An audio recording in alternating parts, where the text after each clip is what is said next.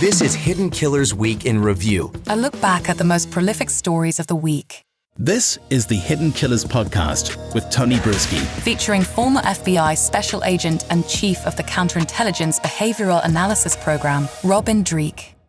Alec Murdaugh having an opportunity to face his victims in court, his financial victims in court at his sentencing, where he is now going to be facing 27 years behind bars. At least 80% of that he will be facing behind bars. Of course, there are the other murder convictions, which should keep him there for the rest of his life, unless, of course, that gets overturned, which is another very real possibility. We'll talk on that in just a little bit. Right now, Robin Dreeke, retired FBI special agent, joining us to discuss. It was quite a spectacle in court when we saw Alec Murdaugh. And I feel bad because there's a lot of focus here on Murdaugh's statements himself, him standing up there. And it almost did overshadow, I think, in terms of spectacle, the victim statements. And all of those were extremely powerful. But I think what nobody expected was almost a rebuttal that we got from Alec Murdaugh to some of the points that some of those victims made. What are your thoughts, Robin, on how that all went down? Yes. I was really kind of flabbergasted by this one, Tony. I felt compelled and heart-wrenched, just like everyone else was that watched the victim testimony. And they were heart-wrenching. I mean, he ruined lives. And these weren't just anonymous people. These were close people in his life. It kind of shows the degree of deprivation that pervades his psyche, because he wronged people that were very close, like lifelong friends and the sons of people that worked for him forever that were close. It was horrible to go through. But the worst part came next. He was given a mouthpiece without a limit. I literally, Tony, as soon as I watched this, the first thing I started looking up was, how long is a typical convict allowed to speak in court to his victims? I know. Yeah. I mean, I love Judge Newman. I think he's fantastic. I think he's done a great job throughout this, but he should have shut him up. Yeah. He should have, if he's allowed to speak at all. Yeah. 2 minutes. And the entire focus of everything he said was all about him. Yes. 100%. So this is my area. If anyone in life has a small skill set, my small skill set is in knowing how to focus on someone else versus yourself. Uh-huh. And the words we use matter so dramatically. And if you want to demonstrate that you value someone, that you see them, that you're present for them, and you want to forge trust in a healthy, strong relationship, you make it about them. And the ways in which we do that, we use language like this. We seek their thoughts and opinions. We talk in terms of their priorities and pain points in life. We validate them without judging them. And that's what I'm going to come back to. And then we give them choices. If we do one of those four things in our communication with another human being, the shift goes from us to them. Their brains reward them for the engagement with us because we are seen, we're valued, and it's just, this is what healthy people do. Every single statement he made, at least as I watched the entire thing, was he was talking about how he felt, about how he valued their relationship, about all the things. It was him. Mm-hmm.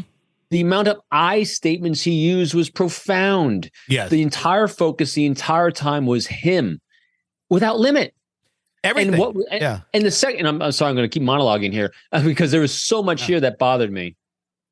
And then as the camera went back to the victims, I would love to know what was going on in their minds, because some of them look like they're being wrapped up in his crap again. Yeah. And this is what extreme manipulators do very well. They're able to take our emotions, put them up in a ball, and wield them. And that's what he did. It was shocking to watch the reactions, because I did get that from some people. Others, though, I think it was interesting. It was almost like watching someone, I don't want to say a stand-up comic, but there were those moments where he delivers his line and then he's waiting for the crowd reaction. And a lot of times he's not getting it. He's just like, he's scanning the room. And I think in his mind, he was waiting for that sympathy or that empathy to come back at him, because that's everything he wanted. It was always, I want you to know how I feel about this. And it was all about how I feel, not about how you feel, not like, hey, I've ruined all of your lives. I hate this. I'm going to go away now. Please move on with your lives as best you can. I apologize. No, it was like, hey, I hope to come visit me so you know how I feel. I know. Was that the most profound thing? Yeah. It was so ludicrous. I want to keep a dialogue with you so I can keep justifying my behavior to you. That's exactly what he was saying. I was like, what? Yeah. What a narcissist. That is, I know I don't use those terms of art because I'm not, a licensed clinician to do so, but that is exactly what a highly developed narcissist was, as we say, has a lot of reps. Yes. He was so fluid in his delivery throughout this. And another key point here that I thought was interesting on a behavior side for him, he did have as I was watching the comments on the stream I was watching on Court TV, a lot of people were commenting on how annoying it was that he kept licking his lips.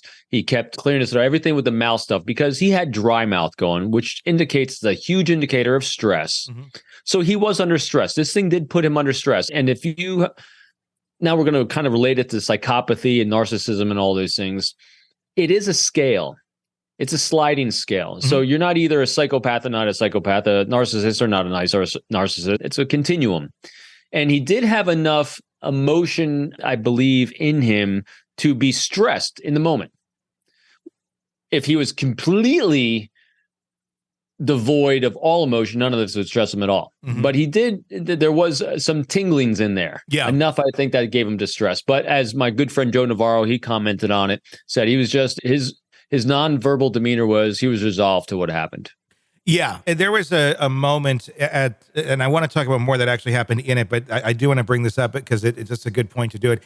At the very end, it was so strange. He smiles and smirks and kind of laughs and walks away. And this is when the judge was giving him the sentence. And there really wasn't a reason for it. The smirking, the laughing, it was, I don't know. And Judge Newman literally just called him out and compared him to a child that he sentenced several years ago who was void of empathy for the crimes that he committed, and said that Alec reminds him the most of that child, that just, there's something not in you. Yeah. And it seemed like then the switch was flipped. He got his little speech out and all of a sudden, okay, back to the cell. It was so, I mean, yes, when people wonder about narcissists and how bizarre their behavior can be, and you try and get into their mind to figure it out, watch Alec Murdaugh giving this speech and try to follow along, pause it from here and there, and try to analyze why he's thinking the way he's thinking. And that helps you kind of get behind the mind of a narcissist and just how twisted they are in terms of functioning. Well, you hit it right there. It's a perfect example in such, small phrase, and that is devoid of empathy. Yeah. That was completely him. And that defines a narcissist, defines a lot of psychopathy, because, and it also, is this how they play on people that actually have empathy? Because normal human beings that fall within a normal pattern of human behavior and emotions, we feel bad for people. Yeah. We have empathy for others. And he was playing on that. This is what grand manipulators do. They take our great strengths, but also failings as human beings to have this sympathy and empathy towards others, and they wield it like a tool against you. And that's exactly what he's doing throughout this. Yeah. He was using the empathy that his friends had for him throughout his entire life against them to garner sympathy for himself when he was the one that wronged everyone. Yeah. I thought that was interesting, the fact that he was bringing up all of these connections in life, these deep relationships that he had, almost like in his own defense of like, this should make it better. Like, this makes it 10 times worse because these weren't just strangers to you. This was like Jilly Bo Bob, who you played with on the playground, or whoever they were. And it's like, that makes this far worse, Alec. Like, these are the people who you should never do these sort of things to. Obviously, you shouldn't do it to anybody, but you did it to your closest friends. And now that somehow makes it, you're more authentic in your apology. It made no sense at all. And we said this on an earlier episode too, that I knew the people suspected he'd be invoking the drug addiction at some point as well. 3 minutes. Yep. 3 minutes to get the drugs in right away. One other thing I did notice in there was, I want to say it was an admission about Gloria Satterfield and the insurance claims that he made. There was a statement that was made, and I'm paraphrasing here, but it was to the effect of, I'm really sorry. I had the best intentions when I made up the story about the dogs and Gloria, when you made it up, I thought that was the story. Isn't that the one that we've been going with this whole time? That she tripped over the dogs? Because if you made it up for insurance claims, whether it was the dog, whether it was a sock, whether she just tripped, whatever, insurance is going to care neither way. The accident happened in the house, and the only way they would care and you wouldn't get that money is if there was some sort of an intentional activity that took place to take the life of Gloria. So in a real weird Freudian slip, passive-aggressive way, it almost feels like there was some sort of admission that it wasn't the dogs, it wasn't something not intentional in that moment. But again, we'll never know. The two other people who were there at that moment are dead. Yeah. He practiced liar, and he's got a life arc of destruction around him, and lives ruined and lives lost. Kind of very much like Daybell. Yeah. Lori Daybell, she's same thing. She's got a life arc of people dying around her. And same thing with Murdaugh. I mean, I looked up the stat on this at one point too. The average human being during the course of their lifespan from roughly 0 to 80, which is the top end of our expected lifespan if things remain healthy, on average by our 50s and 60s, deals with death about 4 times in life on average, even during the course of lifespan. This is generally dealing with parents and siblings. Some of these people have dealt with that number in their 20s and 30s and beyond already. So it kind of shows you how far out of the norm that they're spiking with this abnormal behavior and death and destruction.